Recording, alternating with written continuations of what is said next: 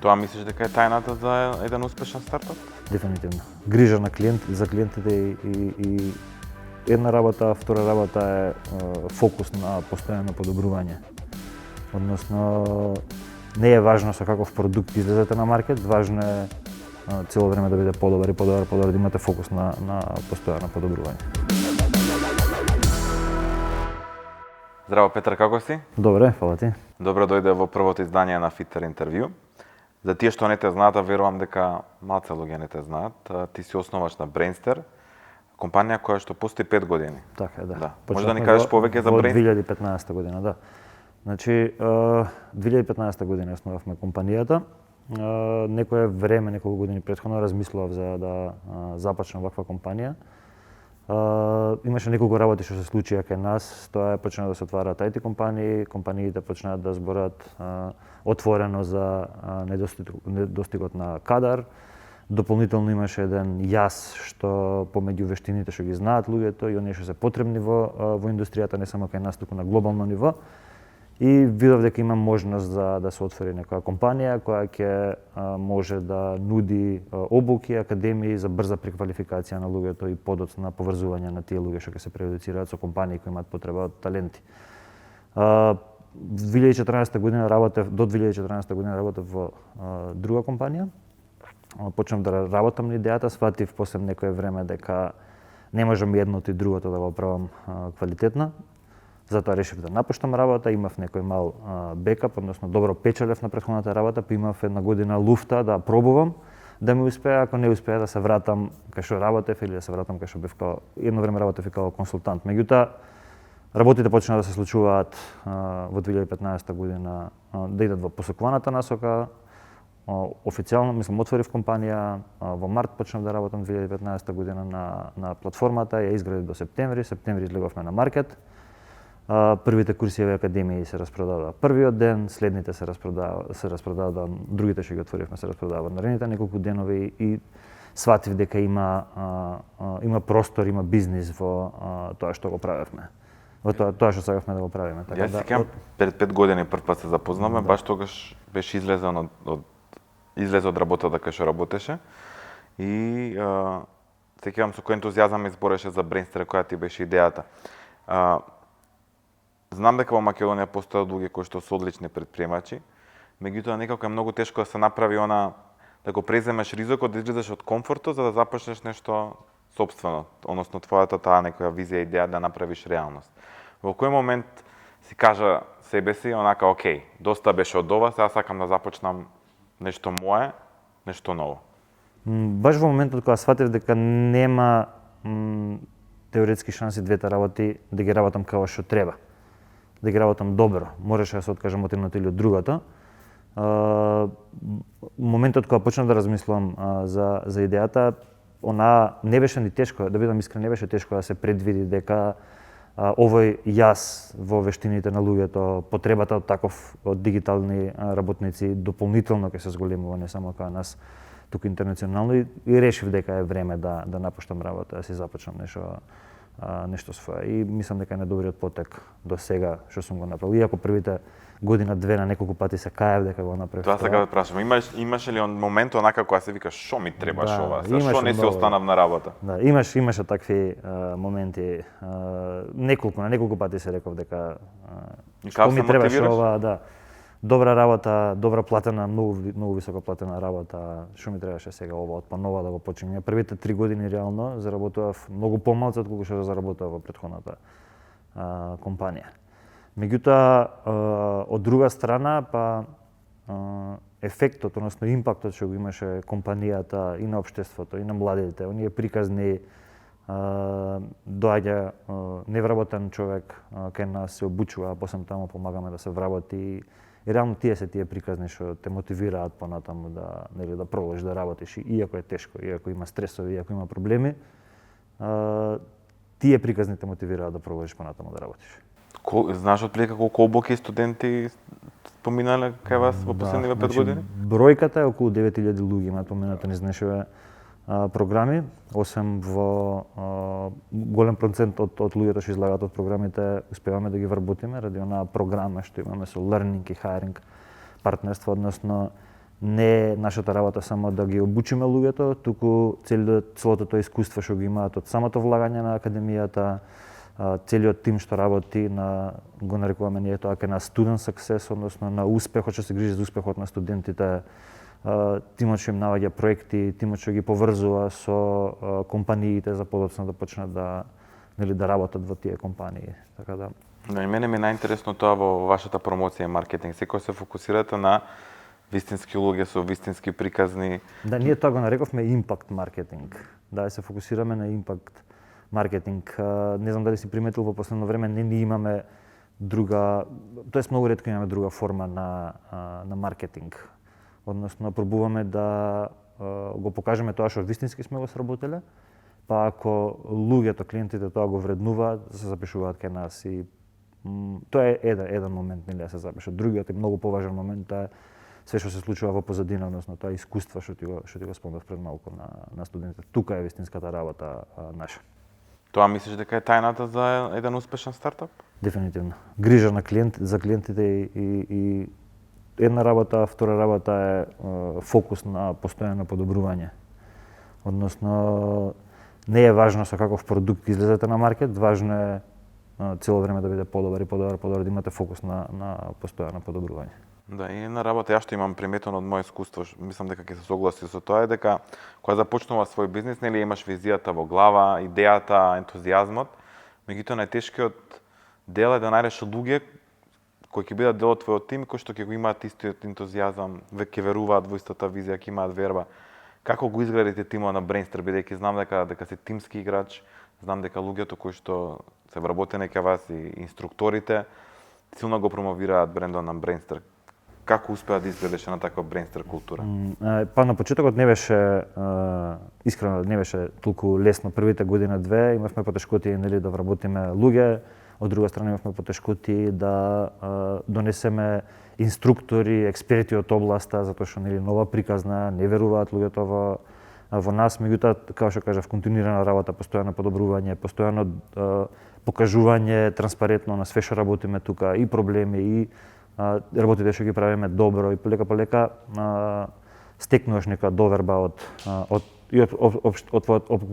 опкружувањето и општеството, и од клиентите, и од експертите. Така да пред 2 години пред 2-3 години силно почнав да работам на тимот и дефинитивно тоа е тоа што на Brainster му помогна нели да стигне денеска кај што сме, а не само нели во нашава држава, туку и да се во Виена отворивте представништво, така? Отворивме во Виена пред неколку месеци, првите групи веќе ги пополнивме, следните ни беа закажани во март, меѓутоа поради големиот интерес таму ги вративме назад во јануари.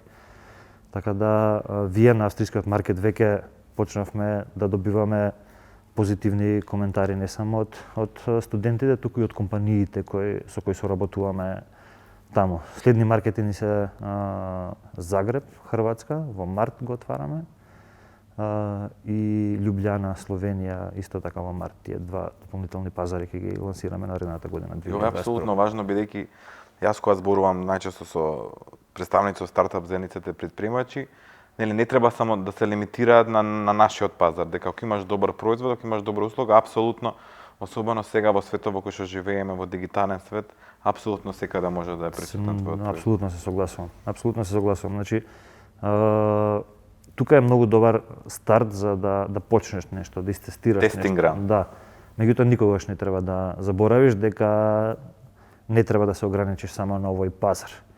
Особено кога ќе се охрабриш после неколку години работа, кога ќе видиш дека тоа што го правиш навистина има смисла, навистина има импакт и на луѓето од една страна, нели, за да може да се вработат, да се едуцираат, меѓутоа и на компаниите да дојдат до соодветен кадар. Кога ќе добиеш таква самодоверба, ќе видиш дека не е толку тешко да го интернационализираш бизнисот.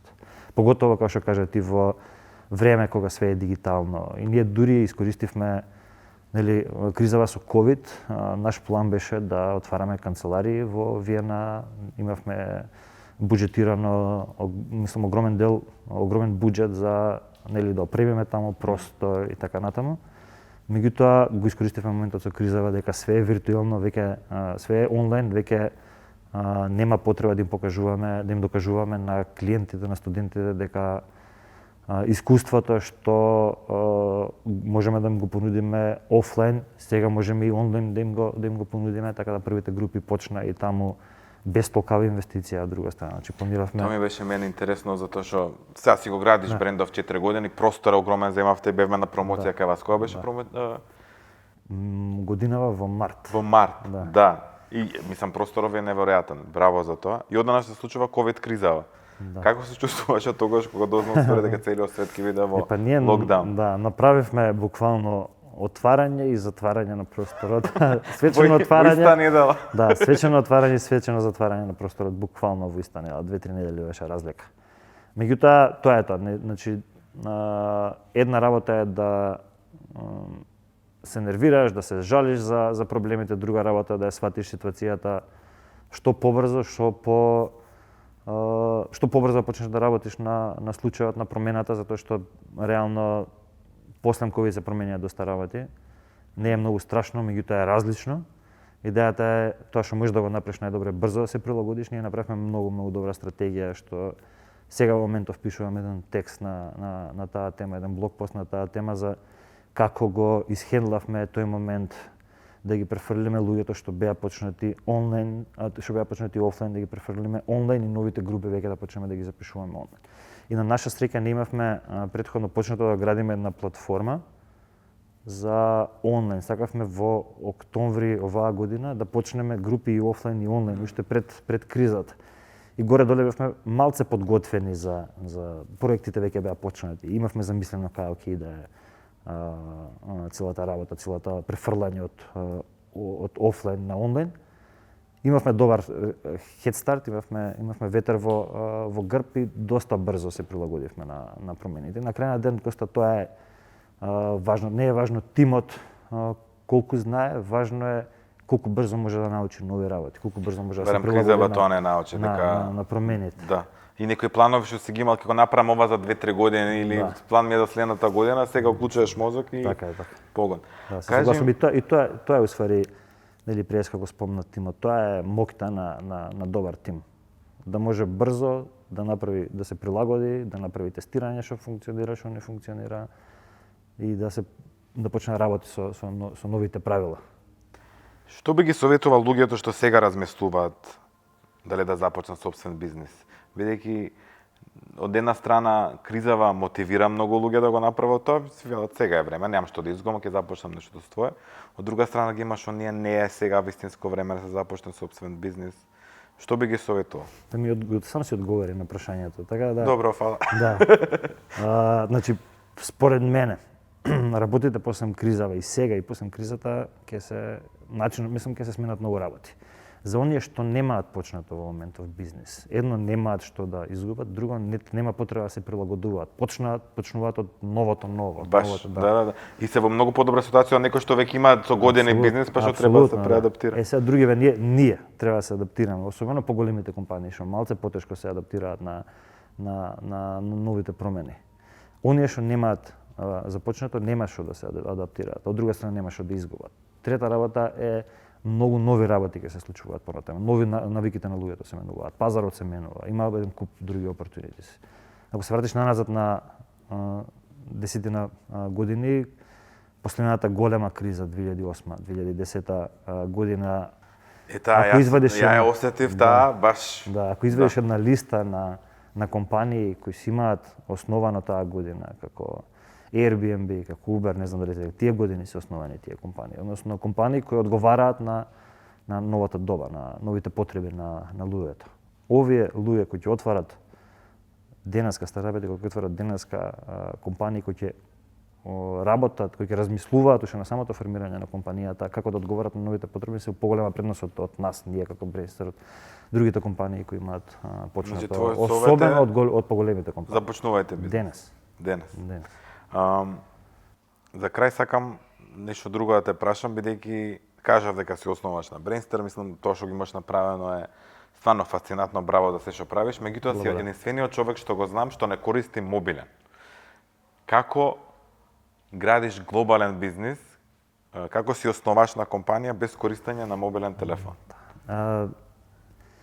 Прва работа, зашо прекинав да користам мобилен телефон, затоа што многу влијаеше на продуктивноста. Таман почнеш да работиш, кога ти звони телефон, ти звони еден, ти звони втор, ти звони трет. Тоа е првата работа што морав да се фокусирам. Ако сакам да изградам глобален бизнис, ќе ми треба простор каде што ќе можам да размислувам многу сати без да имам никаква дистракција, без да имам дистракшн. Од друга страна, не верувам дека се мора да биде инстант. Не верувам дека мора да имам инстант комуникација. Така да све, ако се поставиш така и како и јас како индивидуалец и како и компанијата, ако ги мотивирам луѓето дека не мора да бидат зависни од инстант комуникација, дека може да функционираме преку мејл, може да закажеме состанок, не мора одма за све да биде за сега, може да се остане малку и понатаму, за нели да се нема потреба инстант комуникација да имаме. Тоа е. И окей си, мислам. Окей сум, функционирам цел. Колку време ти требаше да се навикнеш дека немаш мобилен? Многу брзо. Да? Верувај ми. Сега не верувам, сега не кем да кажувам нешто пред време, меѓутоа вака од оваа перспектива не верувам дека некогаш ќе имам телефон. Верувај ми. Сега за оние важни повеќе, си имаме колешка на работа која ни е асистентка, она го користи мојот телефон сега. Ако некогаш треба некој да ме слушне, ме добива на тој телефон. Меѓутоа поминуваат некогаш и недели без ниеднаш да пипам телефон, без ниеднаш да се јавам на телефон. Браво. Океј, Петар, фала ти многу што одвои дел од твоето време. Стварно, тоа што го правите е одлична инспирација за многу млади да го започнат собствен бизнис. Јас се надам дека ќе се проширите во уште многу пазари, а ние ќе бидеме тука секогаш да ве поддржиме во се што правите. Фала ти, Коста, многу. Многу ми беше драго што бев дел од овој прв гостин. Прв гостин. Така да. Добро, мислам дека окей беше, не? Те ми е драго, да. Иако двајцата на почетокот бевме во паника. Окей сме така? Да. Фала ти, Петар.